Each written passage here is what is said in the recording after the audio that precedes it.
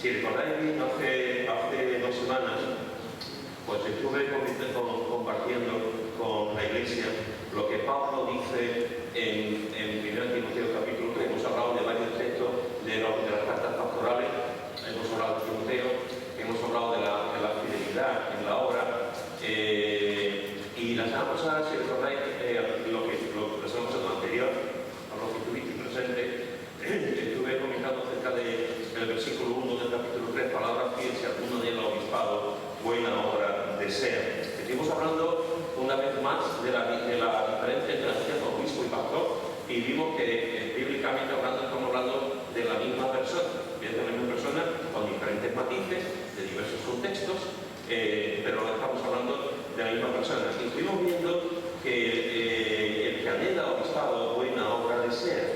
Y vimos que la palabra traducida como anhelar en el griego es una palabra que significa estirarse para poder tocar o agarrar algo, buscar, desear algo.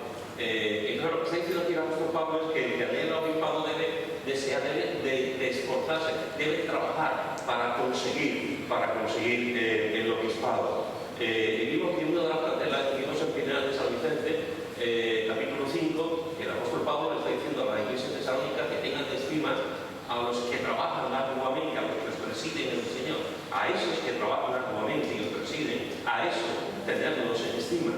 Y vimos que esa palabra trabajar la idea es un trabajo constante, un esfuerzo en la obra, en el trabajo pastoral en la iglesia. Y vimos también que dice buena obra desea. Es decir, lo importante no es que yo sea obispo, lo importante no es que yo sea el pastor de la iglesia, lo importante es que sea para la gloria de Dios. No es tanto el reconocimiento de la persona, sino el hecho de que está trabajando, que está sirviendo para la gloria del Señor.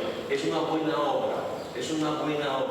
Y más teniendo el contexto en el que se escribe esto, porque el contexto histórico en el que se escribe Pablo, esto es que estaba gobernando Nerón, y Nerón no se las andaba chiquita. Nerón era un juez muy cruel, y los cristianos estaban siendo perseguidos, y casi como siempre en la historia, los que persiguen siempre primero son a los pastores y a los responsables de la iglesia. Así que el desear ser pastor de una iglesia en aquel momento era muy complicado, era muy difícil, estaba jugando literalmente la vida.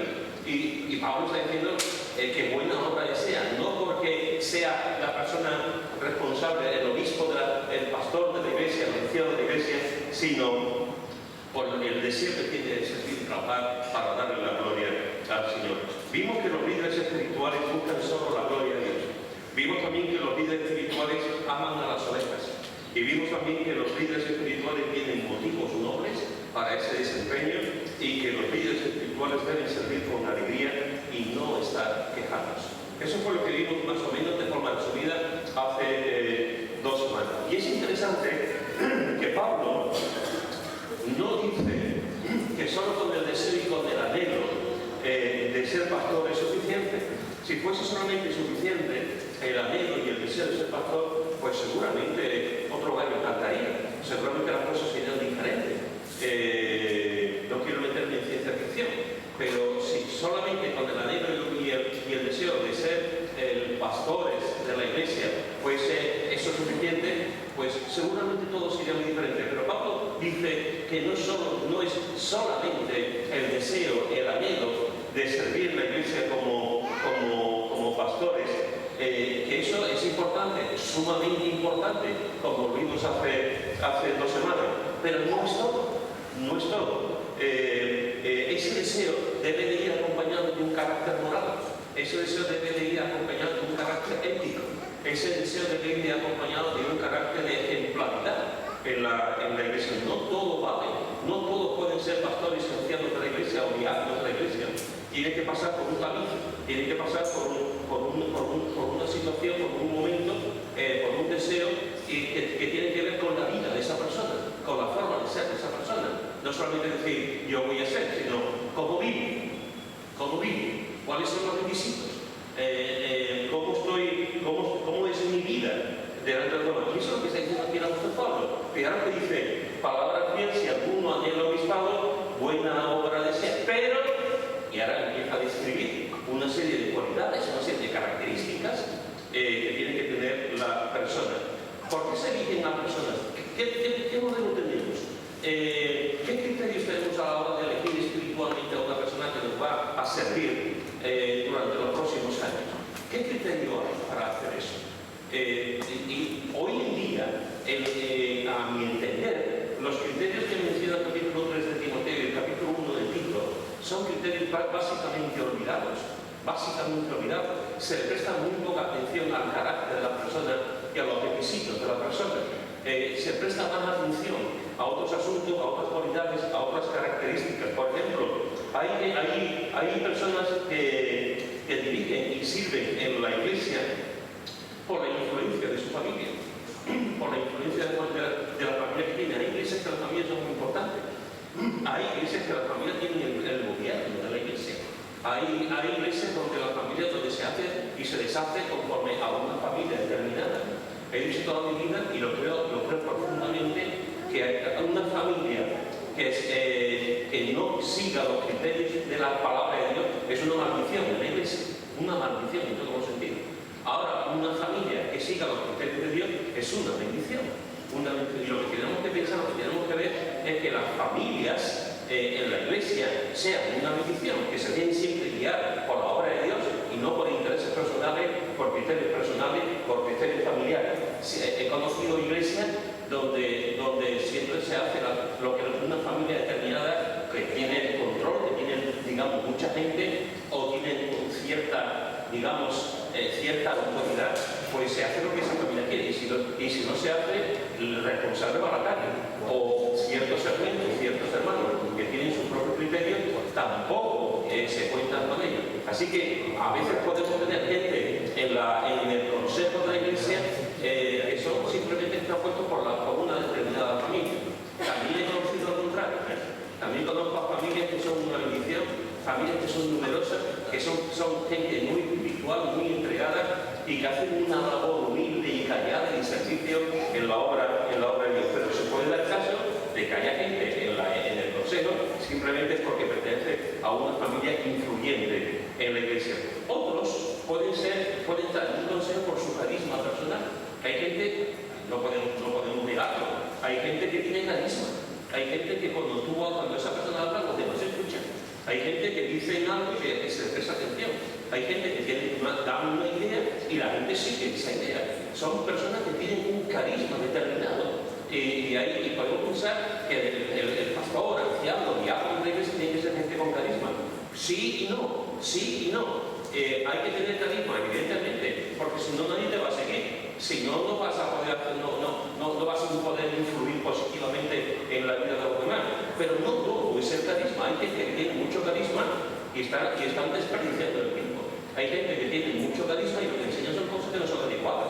Hay gente que tiene mucho carisma y no vive una vida de integridad. Y sin embargo, pues tienen algo que los demás no tenemos. Pero no tienen los requisitos para poder ser el responsable de la iglesia. Otros pueden estar en el consejo por sus estudios. En muchas iglesias se pide que esa persona haya pasado por un instituto bíblico o por un seminario. Y se pide que sus pastores, sus responsables, hayan pasado y tengan un conocimiento, digamos, a nivel universitario acerca de las escrituras. La palabra de Dios tampoco nos enseña nada acerca de eso. La palabra de Dios nos dice que tienen que tener conocimiento, que en su momento lo hablaré, pero no significa que tengan que pasar por un seminario. Hombres como Espurio, que sigue siendo muy leído y sus sermones siguen siendo leídos y extendidos. Espurio nunca pasó por un seminario. Hombres como Moody, que predicó a millones de personas en campos de fútbol, etc., evangelista, nunca pasó por un seminario. A veces podemos pensar que si no tienes ese requisito, no puedes estar en el consejo. Cuando es bueno tener conocimiento, es bueno ir a un seminario, por supuesto que sí. Es bueno ir a un instituto bíblico, por supuesto que sí. Pero no necesariamente para pastorear, para servir, para ser miembro del consejo de la iglesia, uno tiene que pasar por un seminario bíblico. Para otros están en el consejo por ciertos amigos influyentes, en las iglesias hay gente influyente, en las iglesias hay personas influyentes, como he dicho antes, también hay familias influyentes para bueno y para mal. Y también hay amistades. Y a veces resulta que tú eliges a una persona y votas a una persona no porque esa persona tenga un carácter determinado, un ejemplo determinado y una manera de ser que tú ves la otra en su vida. Simplemente se vota porque es tu amigo, se vota porque es tu amigo, se vota porque es tu primo, o se vota porque es tu cuñada. Entonces, estamos haciendo algo que no es lo correcto. Cuando votamos a alguien tenemos que ver a esa persona en la obra de Dios en la vida de esa persona.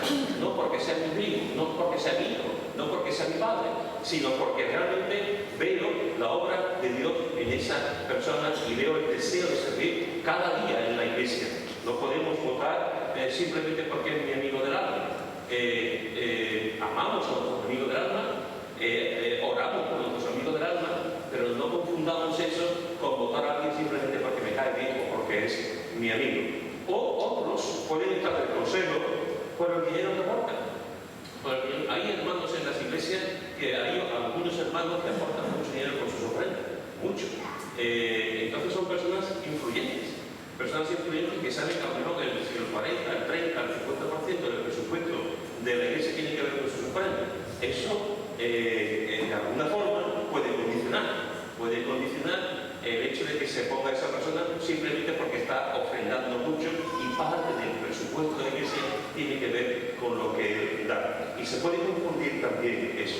Por lo tanto, fijaros que podemos tener hermanos y hermanas en la iglesia, en el puesto de responsabilidad, por la influencia de la familia, por su carisma personal, por ciertos amigos influyentes, por sus estudios o por el dinero que aportan, etcétera, etcétera, etcétera, que hay todavía muchos más argumentos para hacer eso. Pero para Pablo eso no es importante. Para Pablo pone lo que realmente es necesario y lo que muchas veces la iglesia hoy en día deja a un lado y se fija en estas cosas que he comentado. Para Pablo lo importante es que esa persona fuese irreprensible. Fíjate que dice, pero es el versículo 2 del capítulo 3 de 1 Timoteo, pero es necesario que el obispo sea irreprensible. Irreprensible.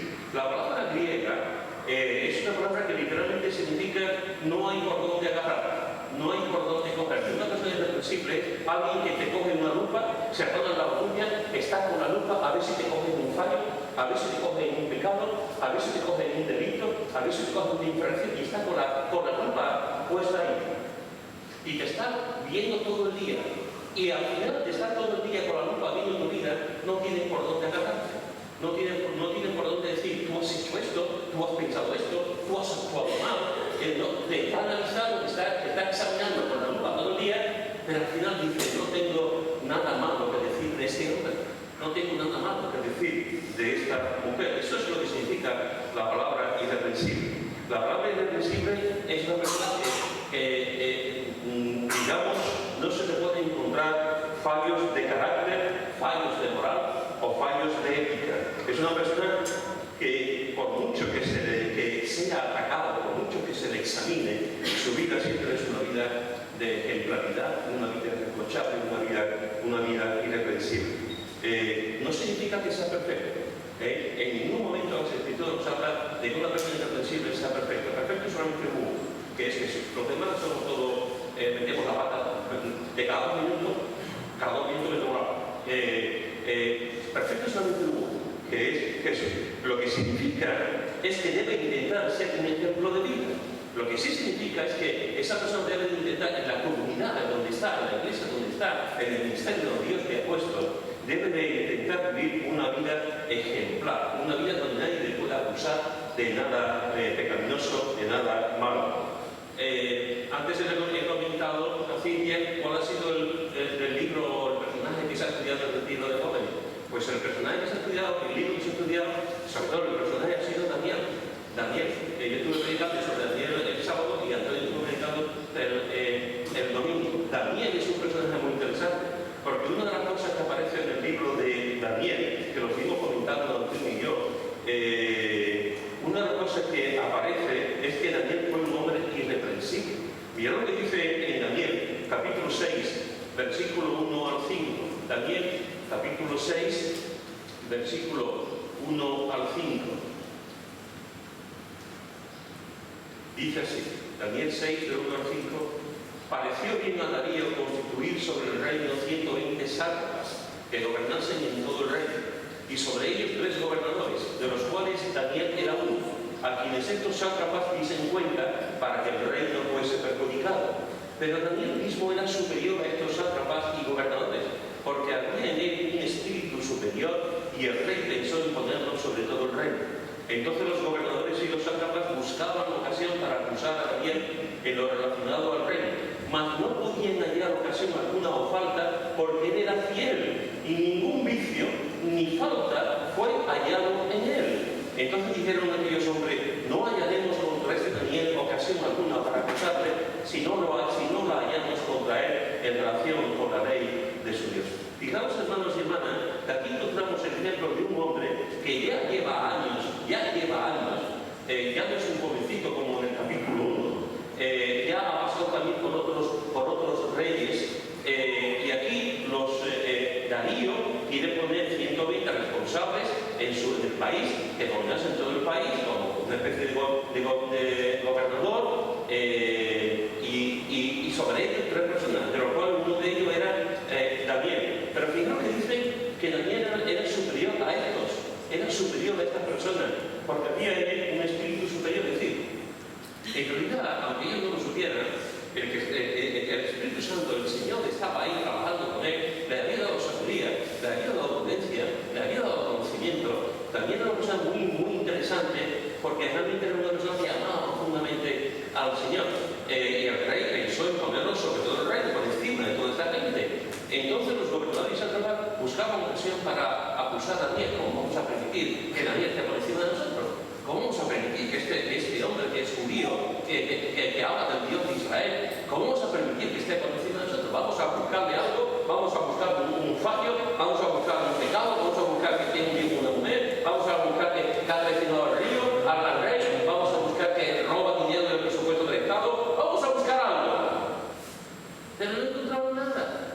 No encontraron nada. Lo examinaron, lo miraron, lo espiaron, pero no encontraron nada. Daniel fue un hombre irreprochable, un hombre irreprensible. Ningún vicio ni falta fue hallado en él. Entonces dijeron, ¿por dónde podemos cogerlo? Por la ley de su Dios. ¿Por dónde podemos cogerlo? Por su religión. ¿Por dónde podemos cogerlo? Por su fe en Dios. Y trazaron un plan, que aquellos que conocéis, y Antonio lo compartió también con los jóvenes, pues no voy a repetir, pero trazaron un plan para ver cómo podían cogerlo, pero desde el punto de vista de su religión. Y lo cogieron, porque una de las cosas que tenían que hacer es que tenían que orar durante un tiempo, todo el mundo tenía que orar al rey. Y ellos sabían que Daniel no oraba al rey. Daniel sabía que oraba a otro rey supremo, que estaba por encima de los hombres. Y ahí lo cogieron, pero Daniel no fue un cobarde. Daniel llegaba a su casa con todos los días, y ellos lo sabían, abría sus ventanas y se ponía a orar 3 veces al día. Y si tú ves la vida de Daniel y estudias la vida de oración de Daniel, la vida de oración de Daniel es increíble. Todo el libro prácticamente está salpicado por las oraciones de Daniel. Y ahí lo cogieron, pero lo cogieron dando fe, lo cogieron dándole la gloria a Dios, lo cogieron por su vida espiritual, no porque hubiese hecho algo malo o algo indebido. Esto es a lo que se refiere el apóstol Pablo cuando le dice a Timoteo que el obispo sea irreprensible, que no haya nada que se le pueda imputar, que no haya nada que sea un delito, un pecado, algo indebido, algo vergonzoso en su vida. Hermanos y hermanas, hoy me atrevo a decir, aunque supongo que cada generación lo dice, pero me atrevo a decir que hoy más que nunca necesitamos líderes que sean irreprensibles en la Iglesia. El pecado sobreabunda, la gracia sobreabunda, pero el pecado también sobreabunda.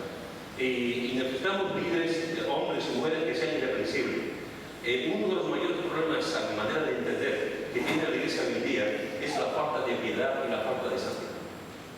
Estamos muy mundanalizados, Aquí no, en la Iglesia no, pero en muchos sitios estamos muy mundanalizados, que somos muy carnales a la hora de tener nuestra relación con el Señor, nuestra relación con la Iglesia, y hemos olvidado el viejo hábito de vivir en santidad. Hemos olvidado el viejo hábito de vivir en el temor de Dios. Hemos olvidado el viejo hábito de poner las rodillas delante de Dios. Hemos olvidado el viejo hábito de buscar la pureza personal cada día de nuestra vida. Y como resultado de nuestra carnalidad, como resultado de vivir una doble vida, como resultado de andar con un pie en la iglesia y un pie en el mundo, pues adoptamos una vida cristiana, permitidme que lo diga, mediocre. En vez de tener los frutos del Espíritu, tenemos los frutos de la carne. En vez de mirar al cielo, como un imán en el texto de Efesios, miramos al suelo. En vez de mirar la obra de Dios, miramos la obra nuestra. Tenemos que buscar gente que nos inspire, gente que nos ayude, gente que sean modelos, gente que sean irreprensibles, gente que nos ayude a vivir en santidad y en pureza delante de Dios. Y no conformando con una vida mediocre, sino querer volar como las águilas más arriba, querer alcanzar realmente cada vez más el sueño de esa relación con Dios que nos hace felices, que nos da un sentido en la vida, vidas victoriosas, vidas de poder, y no vidas mediocres, porque vivimos una espiritualidad mediocre. Un comentarista dice: si los líderes cristianos fracasan, el resto de creyentes encontrarán una excusa para sus propios fracasos. Si los líderes cristianos fracasan, el resto de creyentes encontrarán una excusa para sus propios fracasos. Este requisito de ser irreprensible es un requisito muy alto. De hecho, todo tiene que ver con él.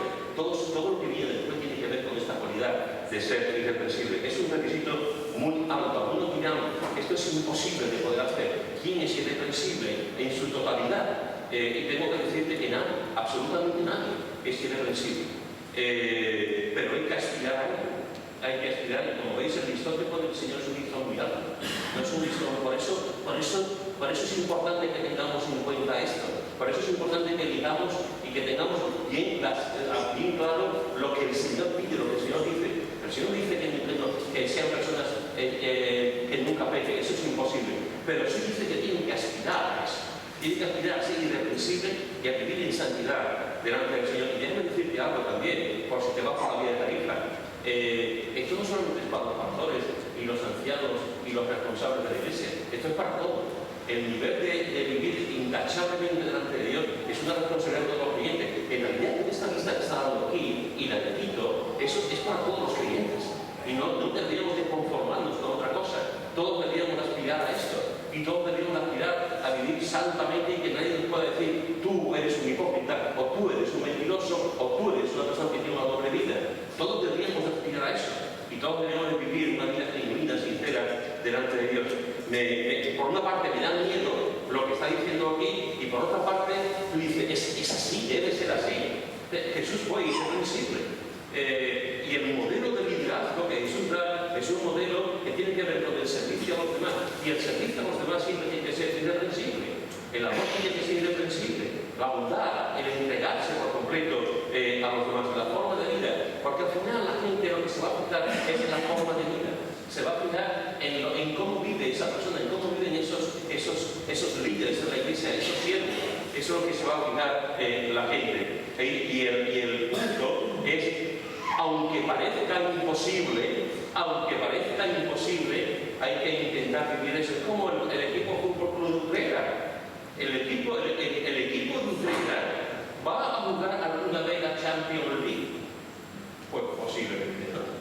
Posiblemente no va a ser muy complicado jugar la Champions League. Pero debe aspirar a eso.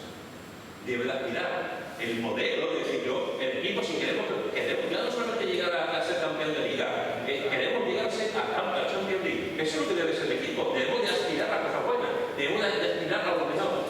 Vamos, todo el mundo va, los responsables y la iglesia va a ser irreprensible, no, pero debemos de aspirar a eso. Debemos de intentar vivir de forma irreprensible. Después, fijaros lo que dice: es necesario que el obispo sea irreprensible, marido de una sola mujer. Marido de una sola mujer. La traducción literal del griego es hombre de una mujer. Esa es la traducción literal, hombre de una mujer. ¿Por qué diría Pablo esto? ¿Por qué diría Pablo que el obispo debe ser? Porque lo irreprensible se puede entender, pero que tiene que haber liderazgo con el marido de una sola mujer. Algunos intérpretes interpretan este texto diciendo que el líder cristiano no puede volver a casarse, ni por divorcio, ni porque haya quedado viudo. Otros dicen que se refiere a la poligamia. Un pastor no puede tener varias mujeres. Aunque parezca alucinante, cuando Pablo está escribiendo esto, todavía había judíos que tenían varias mujeres. En el diálogo con Trifón, Justino Mártir dice: es posible que un judío tenga aún ahora, en aquel tiempo, aún ahora 4 o 5 mujeres. No era lo normal. En Israel, los judíos eran más monógamos. Pero había gente, todavía en aquella época, que tenían varias mujeres. No dice 2 mujeres. Trifón dice, Justino Mártir dice 4 o 5 mujeres, 4 o 5 problemas, 4 o 5 situaciones complicadísimas. Así que fijaros que algunos dicen que se tienen a la poligamia, otros dicen que no se puede volver a casar ni por divorcio ni por haberse quedado viudo, y otros, la mayoría, tengo que decir, la opinión mayoritaria es que el pastor debe ser fiel a su esposa. El pastor debe ser fiel a su esposa. En la iglesia, en el Nuevo Testamento aparece una pareja que a mí siempre me encanta. De hecho, la he usado en varias ocasiones en alguna boda. Me encanta, que es Aquiles y Cristina. Y vemos como Aquiles y Cristina, este matrimonio siempre aparece juntos. Me encantan juntos, están juntos, sirven así juntos, hablan con Apolos juntos, colaboran con Pablo juntos. En su iglesia, en su casa es una iglesia, están siempre juntos, Aquiles y Cristina. Es un matrimonio que siempre aparece, es un matrimonio que es una bendición de ver. Y se ve una unidad, se ve un amor entre ellos, como dice el Señor, una misma carne, que están sirviendo. Eso es lo que debemos de buscar. Debemos de buscar a hombres que amen profundamente a su esposa. Debemos de buscar a hombres que amen profundamente a su esposa y que estén trabajando y sirviendo también con ellas. Un comentarista dice: en un mundo en el que hasta los puestos de máxima responsabilidad estaban inundados de inmoralidad, la iglesia cristiana debía mostrar la castidad, la estabilidad y la santidad del hogar cristiano.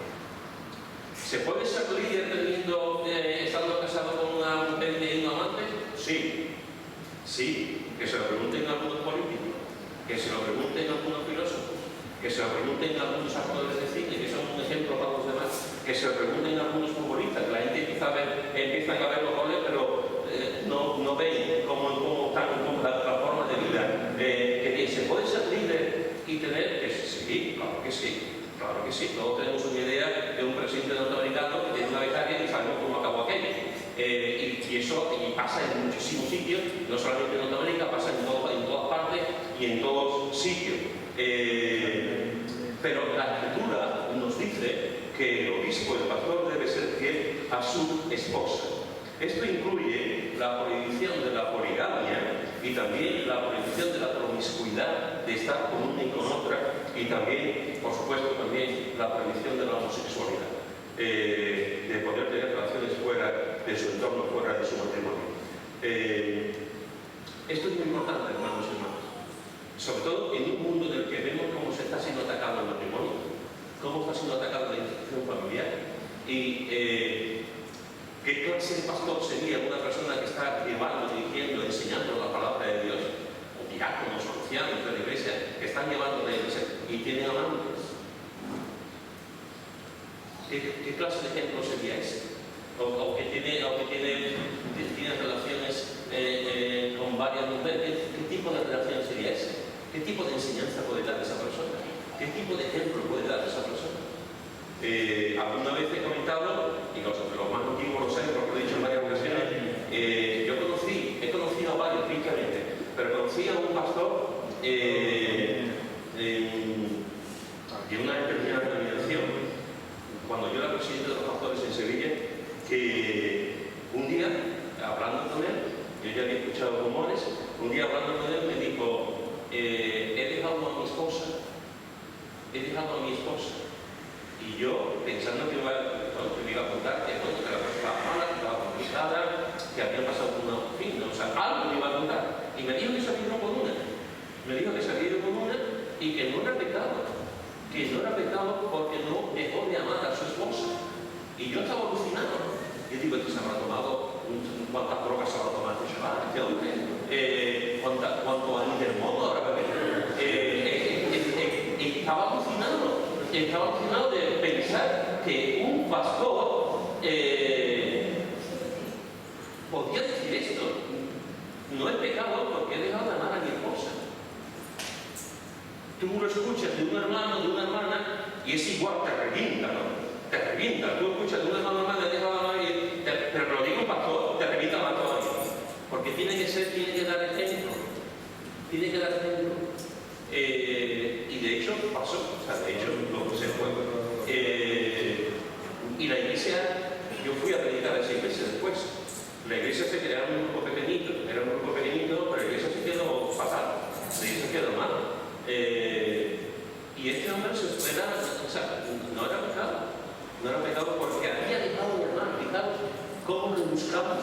cómo buscamos argumentos, cómo decimos las cosas para no dar cuenta de nuestro pecado, para intentar vivir bien por la noche, sin darle cuenta a Dios de nuestro pecado. Conocí, no lo conozco personalmente, lo conocí, supongo que ya estará con el Señor, conocí a una persona, digo que supongo que estará con el Señor porque lo que he contado es un pecado, pero al final este hombre se dedicó toda su vida al Señor y nunca sabe por el último momento lo que puede ocurrir en la vida de una persona. Yo tengo en mi casa varios libros de un autor, que no dice el nombre, de un autor inglés muy importante, en su momento muy conocido, muy reconocido, que es una referencia limitada a muchas conferencias, muchos sitios para predicar, y que con 60 años y 3 o 4 hijos, abandonó su familia y se fue con un hombre.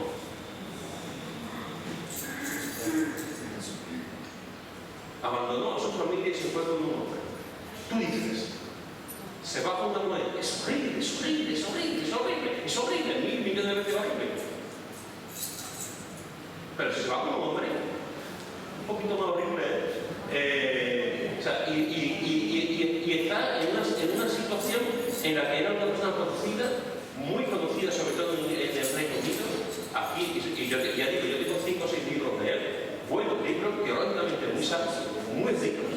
Pero ese hombre, a los 60 años, cuando ya estaba en el otoño de su vida, yo tengo 64, fíjate, vaya de vida. En esa edad, pues se fue con un hombre.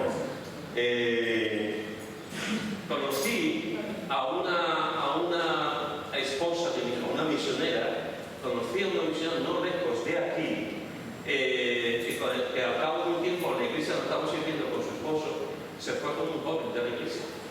Se fue con un joven de la iglesia y se escapó con un joven, y este hombre, este misionero, pues aquí hablando hace años, al final tuvo que volver a su país y entender la situación, que se fue con un joven de la pero se fue con un joven de la iglesia. Hermanos y hermanas, estos son solamente algunos ejemplos, pero puedo dar multitud de ejemplos. Tristemente eso ha sido el pan nuestro cada día y sigue siendo el pan nuestro cada día en muchos sitios. Por eso es importante lo que dice Pablo, que el obispo sea irreprensible, marido de una sola mujer. Porque la iglesia necesita un modelo matrimonial también. La iglesia necesita un modelo de hombre y mujer, de un hombre y una mujer que se amen, de un hombre y mujer que sirvan al Señor juntos, de un hombre y una mujer que tú veas el amor. No hay nada más bonito, no hay nada más hermoso que ver que los responsables, a mí hay un momento, y lo he dicho muchas veces, hay un momento en el que yo veo el trato, por ejemplo, de Pepe con María del Mar, que a mí me encanta cómo él está con ella, cómo la quiere, me encanta Antonio con Cristina. O sea, esos son modelos, son ejemplos, ¿no?, de personas que están con una responsabilidad, que hoy están con sus mujeres y aman a sus mujeres y a sus hijos. Y no se pelearán. Yo estoy seguro que Pepe y María del Mar se pelean todos los días, 7 o 8 veces. Y Antonio y y seguro que alguna vez engancha un cuchillo, ¿no? Pero el modelo que dan es una familia estable, que después veremos también cuando Pablo dice que no sabe cómo su propia casa, cómo va a cuidar, eso lo veremos en otro momento. Pero fijaros que aquí nos está hablando de la importancia de una sola mujer, de estar casada con otra. Tengo que decirlo, créanme que lo digo con humildad, no lo estoy diciendo con orgullo, pero en muchas ocasiones, no una y dos, en muchas ocasiones, a mí me han dicho, me encanta cómo tratas a mujer. No sé cómo la trato, supongo que será mal, pero algunos están confundidos y me lo dicen. Me encanta, y el modelo de matrimonio, eso me lo han dicho muchas veces, muchos de vosotros me lo dicen. Eso es importante, porque el matrimonio que está tan acribillado, que no se le da importancia. Cuando tú ves a los responsables de la iglesia que aman a sus esposas, que además lo muestran, eso es algo precioso. Y eso es lo que tenemos que aspirar también cada matrimonio. Cada matrimonio tiene que aspirar a tratar bien a su esposa, a amarse, a entregarse, a admirarla, a quererla, a ponerla en lo alto, a mostrarle fidelidad, gratitud, amor. Todos los matrimonios cristianos deberían ser un monumento al amor. Todos los matrimonios cristianos deberían ser un monumento realmente a la relación preciosa entre ellos. Todos los matrimonios cristianos tendrían que estar todos los días súper enamorados. ¡Todos! Cuanto más aquellos que son responsables y pastorean o sirven en la iglesia. Por otra parte, hermanos y hermanas, una persona que ejerce un liderazgo y no está casado, porque fijaros que dice de una sola, que sea marido, no sea mujer, una persona que no esté casado puede cumplir una labor de liderazgo. Sí, por supuesto, y la historia está llena. Bueno, bien, hay hombres y mujeres que son solteros y que han pastoreado, servido en la iglesia. Pero cuando la palabra de Dios dice esto es por algo. Cuando la palabra de Dios dice marido no es una cosa, no es una mujer, es por algo. ¿Por qué? ¿Una persona puede ser responsable de la iglesia estando soltero? Sí, pero con muchos condicionantes. Con muchas limitaciones. Por ejemplo, en la consejería matrimonial, una persona que no esté casado, ¿cómo va a aconsejar matrimonialmente a la pareja, al matrimonio? Todo lo que conocerá será de teoría, con oscuras, será de teoría. Y te dirá esto y lo otro, y está muy bien, tú agradecerás el consejo, pero no viene de la praxis, no viene de la práctica. Esa persona no puede aconsejar desde la práctica porque no está viviendo una relación matrimonial. Entonces, en la vida de la iglesia hay muchos matrimonios que necesitan ayuda, y muchos matrimonios que piden orientación, y muchos matrimonios que son una bendición. Y el pastor, el anciano, tiene que estar preparado para tener consejería, y cuanto más, qué mejor que una persona que está viviendo su propio matrimonio. Por lo tanto, si una persona está soltera y está siendo responsable de la iglesia, muy bien, Dios lo va a usar, pero estará limitado, muy limitado en cuanto a la consejería matrimonial, incluso a la consejería sobre los novios, la pareja de novios. El pastor también está limitado sobre la enseñanza y el conocimiento de los hijos. Si tú no tienes hijos, es muy complicado que tú puedas enseñar a alguien que te pida un consejo sobre cómo educar a mis hijos. Es que mi hijo ha hecho esto, es que mi hija hay que educarla, es que mi hija no sé cómo controlar porque siempre están poniendo mal. Porque si tú no tienes hijos, es muy difícil. Otra vez, lo hablarás de la teoría, pero desde el conocimiento práctico no lo vas a hablar porque no tienes hijos. Por eso es importante a la hora, y la iglesia está formada por niños. Una parte importante de la iglesia está formada por niños. Y tenemos que respetar a los niños, querer a los niños, darle oportunidad a los niños. Y cuanto más, si yo tengo dos hijas, pues imaginaros mis hijas cuando pequeñitas. Yo recuerdo cuando veníamos al principio, Charlie venía con una mantita y se ponía, a la vez se ponía con la mantita y hacíamos el culto y a la vez con las cosas de la mantita. Imaginaros a un niño que coge por aquí, y hemos tenido un montón, y sé que hemos tenido un montón, no Dios, un niño que se pone por aquí y por ahí, para ver allá. Aquí todos nuestros niños son muy educados, todos nuestros niños. Pero hay niños que se han puesto aquí a gritar y tú te pones un poquito nervioso. Si tú no tienes niños, nunca has vivido eso. Pero los que tienen niños han vivido eso. Han vivido eso. Y pueden ser un poquito más pacientes porque han vivido eso, han vivido esa situación. Entonces, tenemos que tener, puede hacerlo, sí, pero puede limitado, porque no va a poder hablar ni entender perfectamente la psicología y el conocimiento de un niño. Estará también limitado sobre aconsejar sobre la vida sexual. No todos los matrimonios son felices en el plano sexual, no todos los matrimonios funcionan bien, no todos los matrimonios llegan a una buena situación en la vida sexual. Algunos pasan por muchos problemas, por muchas dificultades y necesitan hablar, necesitan pedir consejo. Entonces, si tú vas a una persona que no está casada, te podrá otra vez orientar teóricamente, pero no te podrá, porque no lo vive, no lo vive. Y habrá momentos en la vida de esa persona, en la vida del ministerio, que tienes que hablar de sexo y te van a preguntar y te van a venir a hablarte contigo y te van a pedir consejos. Entonces, tú puedes saber mucho, tú tienes contigo sobre la vida sexual y tienes un conocimiento, pero no es lo mismo tener un conocimiento teórico que tener estar casado con tu mujer y tener relaciones con tu esposa. Por lo tanto, ahí también estará limitado a la hora de poder aconsejar. En definitiva, hermano, estará limitado, la persona que no está casada, estará limitado en el cuidado de la iglesia. Mirad lo que dice en el versículo 5, dice: pues el que no sabe gobernar su propia casa, ¿cómo cuidará de la iglesia de Dios? Pues el que no sabe gobernar su propia casa, ¿cómo cuidará de la iglesia de Dios? Si tú no estás casado, si tú no tienes hijos, si tú no sabes gobernar tu casa, ¿cómo vas a cuidar de la iglesia de Dios? Me parece una lógica bastante. Por lo tanto, fijaros, hermanos y hermanas, que el apóstol Pablo nos dice: bien, bien, bien por aquellos que aspiran a ser pastor, anciano, obispo, siervos de la iglesia. Bien, el que anhela obispado, buena obra desea. Bien, pero no es suficiente. No es suficiente. Tiene que tener una serie de cualidades.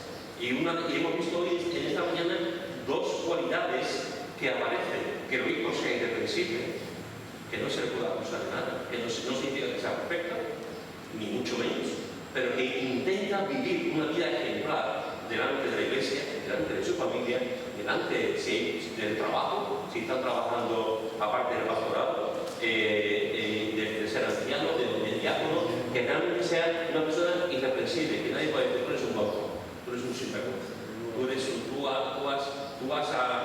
has robado Hacienda, o tú te puedes salir de una casa con una mujer que no era tu esposa, que no sea irreprensible, que sea irreprensible.